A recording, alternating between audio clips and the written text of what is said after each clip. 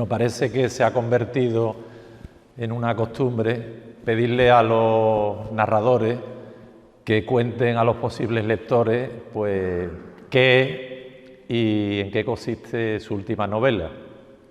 A mí me resulta explicar lo que he hecho después de haberlo hecho, me resulta algo en cierto modo perturbador, porque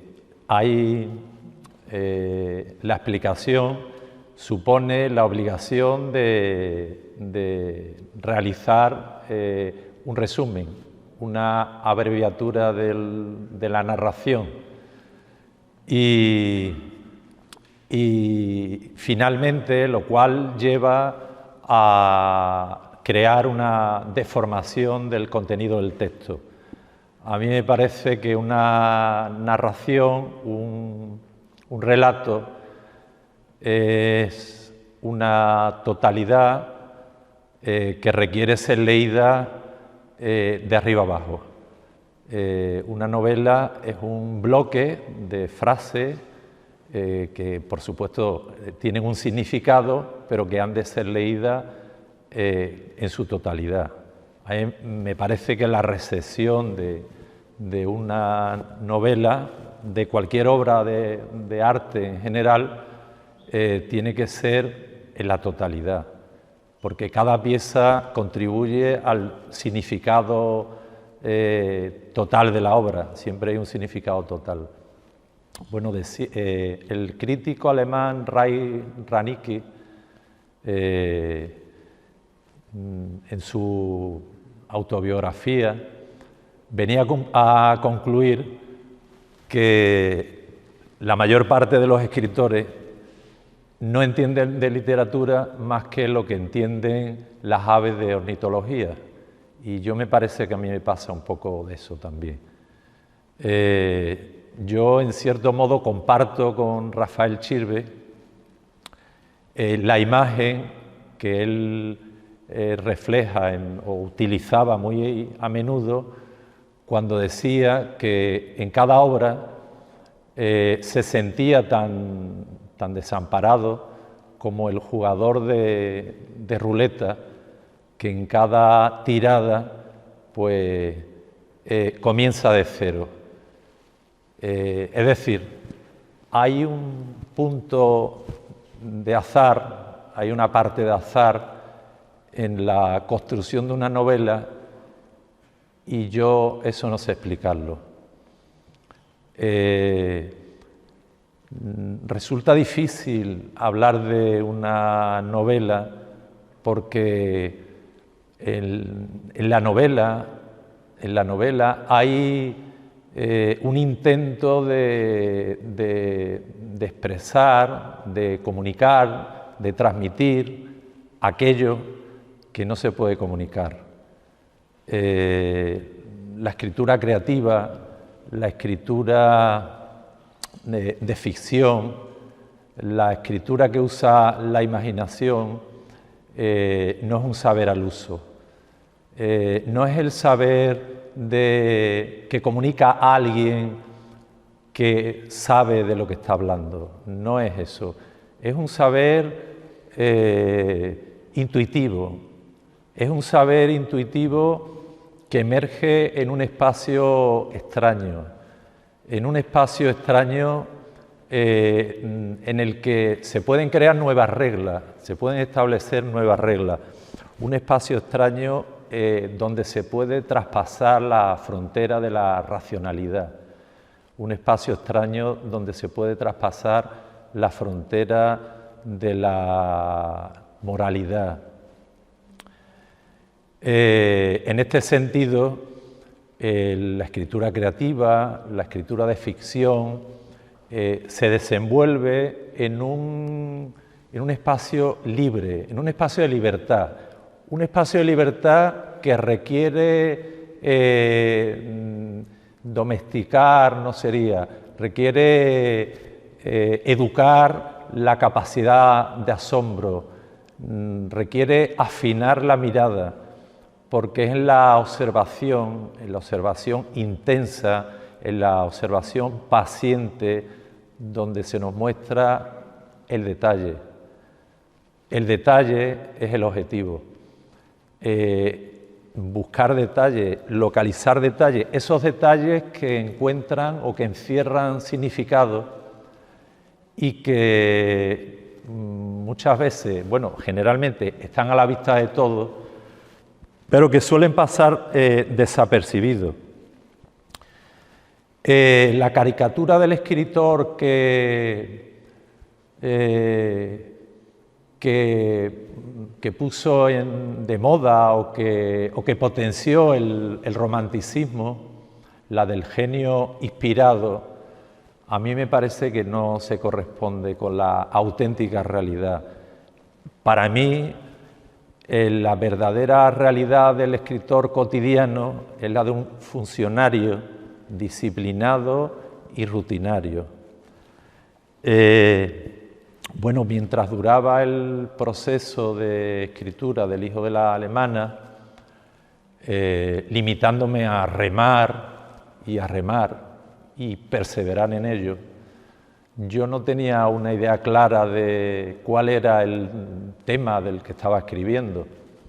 Tampoco tenía una idea clara de los recursos de los que me servía. Y tampoco estaba muy seguro de hacia dónde me dirigía. Nada era premeditado en el fondo.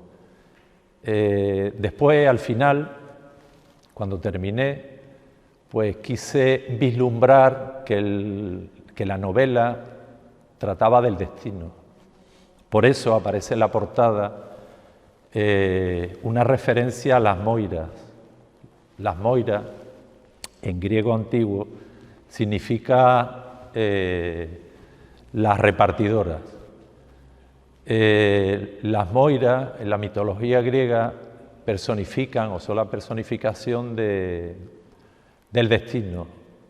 Eran pues muy respetadas, pero también muy temidas, incluso por los dioses. El mismo Zeus pues estaba supeditado a ellas, a las moiras.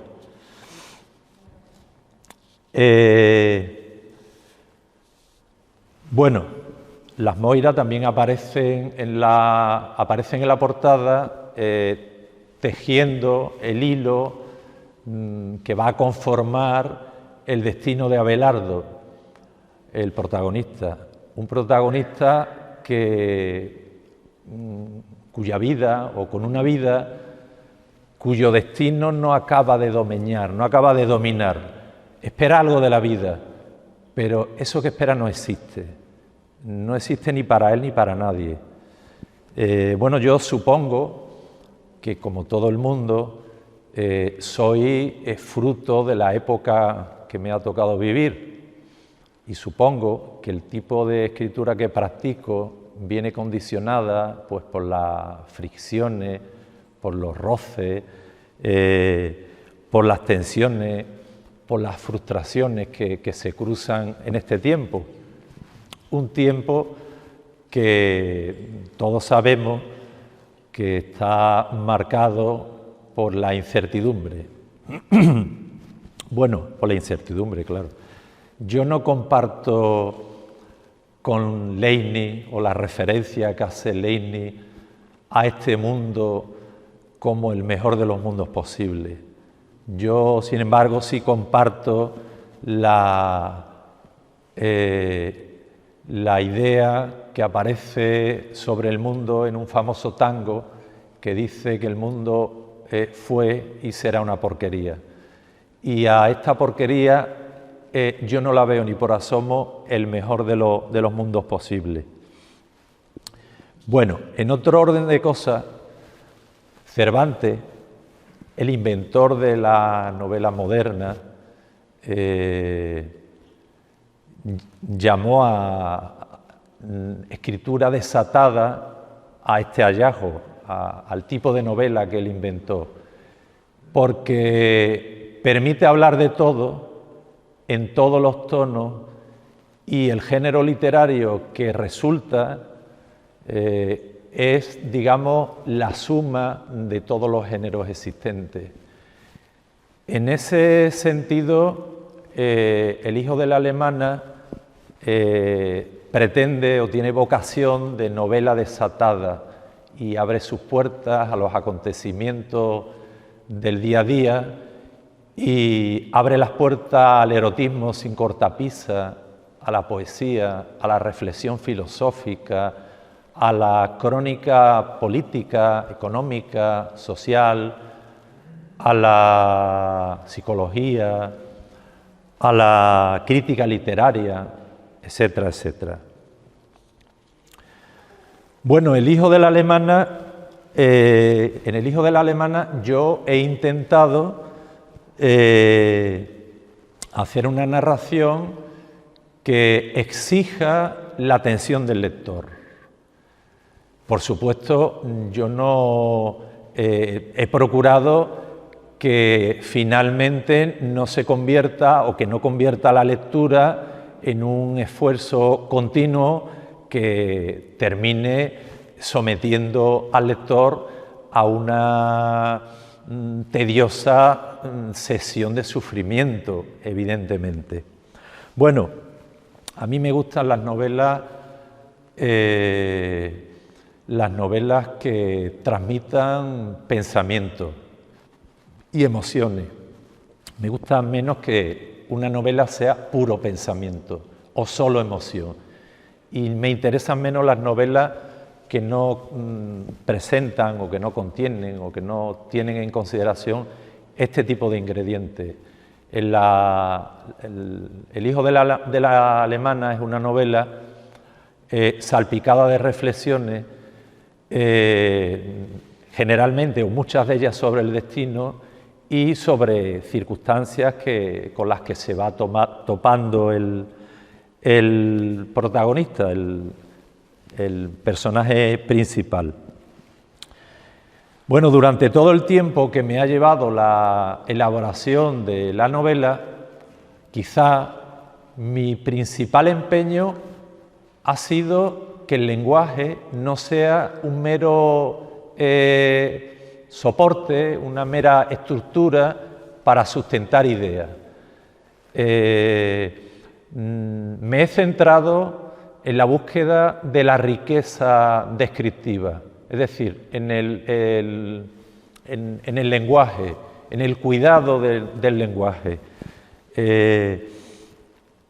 Yo suelo buscar con intención, adrede, la densidad semántica. No, me parece la densidad semántica en las descripciones. Me parece que las descripciones no deben de tener un papel meramente instrumental, es decir, adornar la historia. La descripción ha de ubicar emocionalmente la acción y ha de predisponer sutilmente al lector, ha de indicarle hacia dónde van las cosas, pero con mucha sutileza, no se trata de que le vayas revelando qué es lo que va a pasar. Las descripciones han de presagiar, en cierto modo, y han de introducir la acción.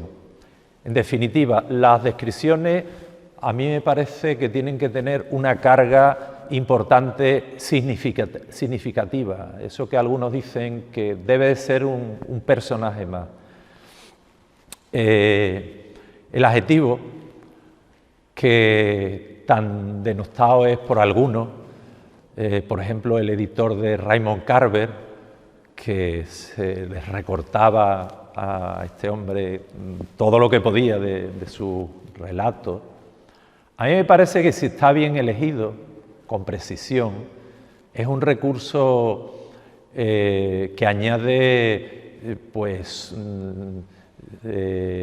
sugerencias, añade sugerencias inesperadas, o sea, hay combinaciones, hay efectos que se logran gracias a un adjetivo. Yo he leído mucho a Josep Pla, es un autor que me ha interesado mucho y sobre todo lo he leído para saber poner adjetivos. Josep Pla, el cuaderno gris a veces se hace bastante pesado, pero tiene momentos sublimes. Y entonces yo es un autor al que he copiado, como se puede copiar, de forma limpia, continuamente. Me gusta mucho cómo logra lo que alcanza con su forma de adjetivar. En el trabajo de adjetivación he intentado ser minucioso al máximo. He buscado la minuciosidad del orfebre. Es algo en lo que yo he mantenido una gran preocupación. Bueno, en El hijo de la alemana aparecen 3 narradores. El uso de 3 narradores y que 2 de los narradores no cuenten la historia de una forma lineal, me parece que aporta cierto dinamismo a la historia.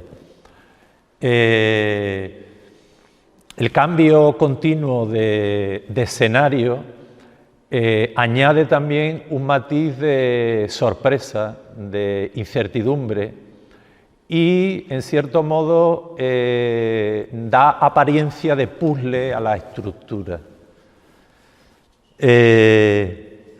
Bueno, en un principio esto puede resultar o puede causar o puede desconcertar a algunos, pero bueno, enseguida, en cuanto las secuencias narrativas se vayan vinculando unas a otras, pues comienza a cobrar sentido la historia.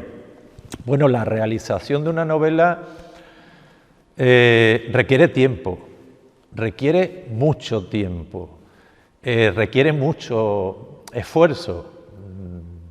Yo disfruto con ese tiempo y con ese esfuerzo, si no, no lo haría, masoquista no soy.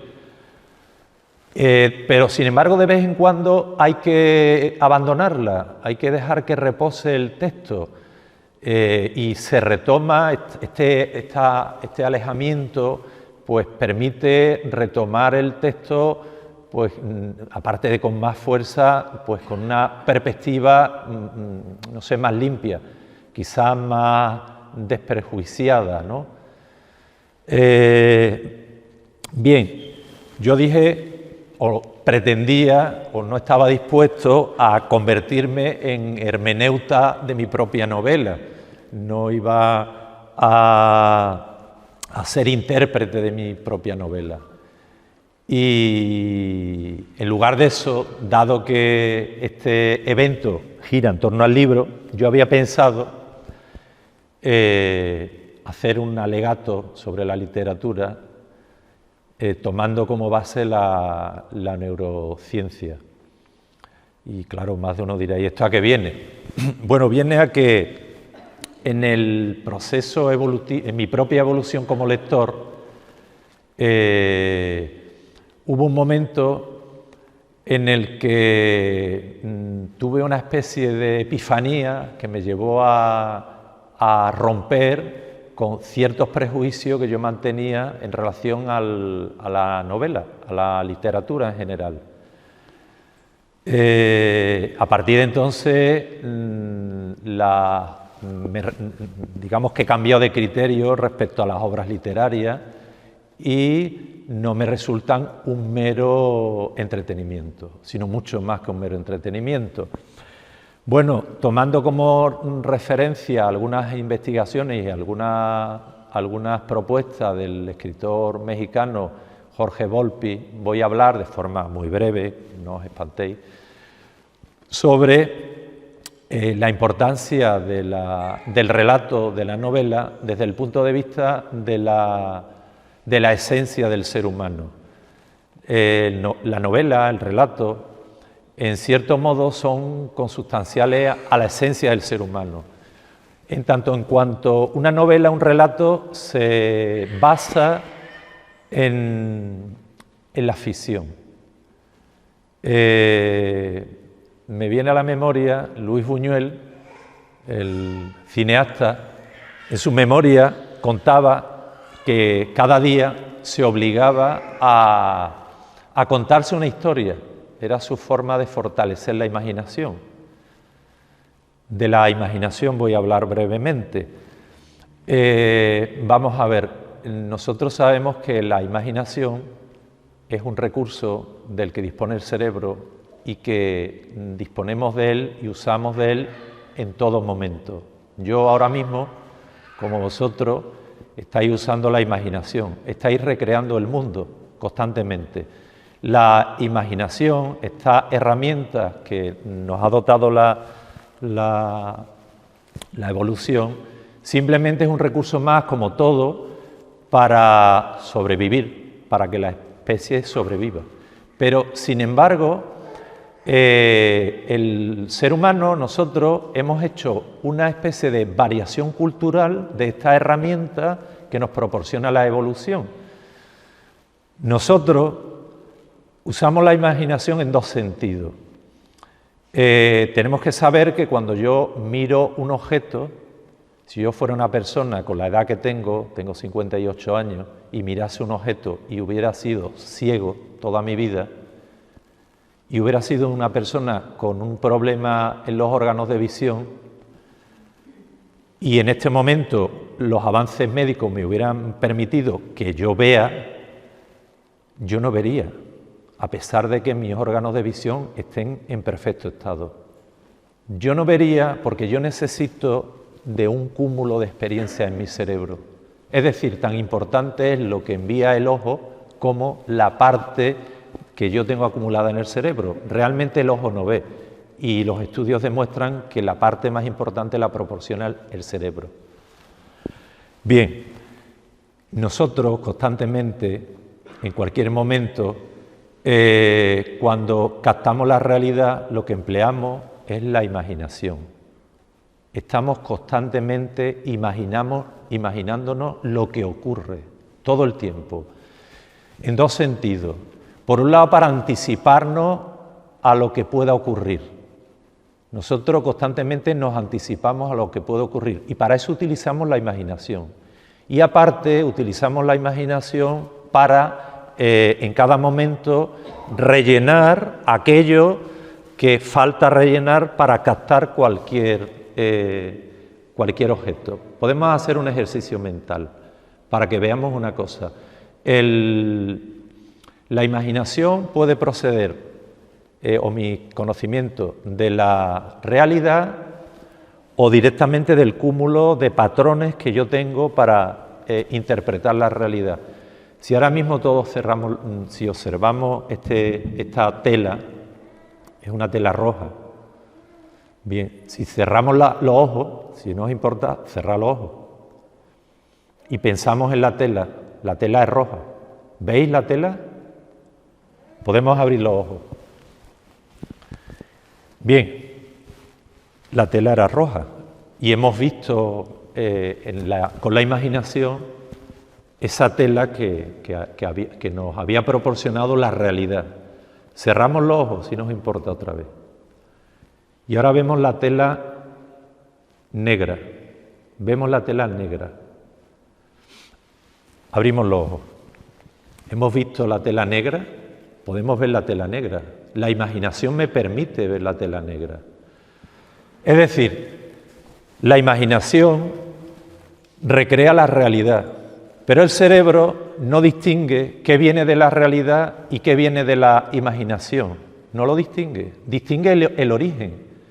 Pero a la hora de conformar un pensamiento, extrae tanto a través de la imaginación, tanto de lo que viene de la realidad como de lo que viene de la imaginación, como, y aquí entra la literatura, de la ficción.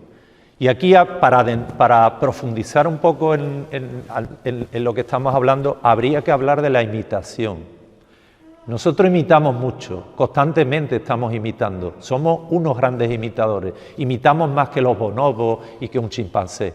Desde pequeño, cuando vemos una madre que se acerca al bebé y lo mira y le sonríe al niño, el niño hace una mueca, el niño no sonríe, el niño imita a la madre y es su comienzo de imitación, va a estar imitando toda su vida. Bien, vamos a hablar, a recordar cómo se descubrió, de qué manera el ser humano, a través del cerebro, ejerce esta función de imitación. Fue una circunstancia curiosa. Antes estábamos hablando de la casualidad de los hallazgos en la ciencia. Este es uno, este fue casual también. Bien, había un equipo de investigadores en Italia, capitaneados por Giacomo Ricciolati, un científico, y en un momento del receso estaban todos comiendo, abandonaron la habitación donde estaban investigando. Allí tenían un bonobo, un primate, con el cerebro trepanado, unos cables, que habían unas máquinas que registraban. Bueno, lo que estaban intentando registrar era qué se reflejaba en su cerebro dependiendo de qué estímulo recibiera. En ese momento el personal se encontraba comiendo y volvió uno de los colaboradores de Ricciolati. Y este colaborador venía con un helado, venía comiendo un helado. Y mientras comía el helado, pasó delante del bonobo y ocurrió una cosa pasmosa, porque cuando se acercó a los registros, resulta que lo que él se esperaba era que en los registros apareciesen referencias del cerebro del bonobo vinculadas pues a la comida, al deseo, al hambre, en fin, cuestiones de estas. No, que va. Los registros tenían que ver con la motricidad. Aquello resultó bastante sorprendente. Bueno, esto se estuvo investigando. Y lo que descubrieron fueron cómo actúa la imitación en el ser humano, que no es más que un recurso de supervivencia, pero que también interviene en la literatura. Esto es lo que yo hablaba de la base neurocientífica de la literatura, es cruzar la ciencia con la literatura. Traduciendo un poco esto que sucedía, es como si ahora mismo un futbolista patea un balón. Él es el que patea el balón. En él, la parte que se ilumina tiene que ver con la motricidad.